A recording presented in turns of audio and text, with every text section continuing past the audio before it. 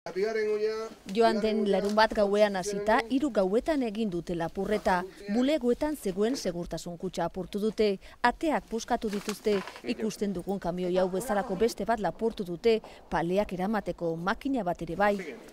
Baina hori baino larriagoa, kobre bobinak eraman eta instalazio elektriko osoa hondatu dute eta horrek makinen funtzionamenduari erasan diezaioke. Ez dute uste ordea, lapurreten helburua enpresa ez irekitzea denik. Ez daukagu ikuspegi konspiratibo bat honen gainean. Hortatik ez duzten barrutik endanik, baizik kanpotik lapurreta bat. Dudarik gabe lapurretak oztopo handi bat izan dira, Azkue berriro irekitzeko bidean, baina langileek proiektuarekin aurrera jarraituko dutela diote.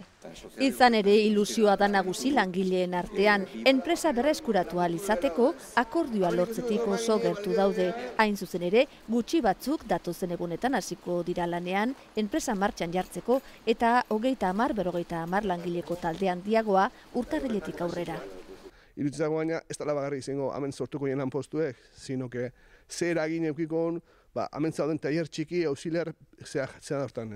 Dagoeneko kontratuak ia hitzartuta dituzte zoruak egiten hasteko eta ekainetik aurrera altzariak egiten hasiko dira. Enpresak bere izaera berreskuratuko luke horrela eta hori poz handia da sortzaile den Azkue familiarentzat. Eta ilusio handia dago, jendikna eta seguru gaude gaina honek aurre hartzen gaule.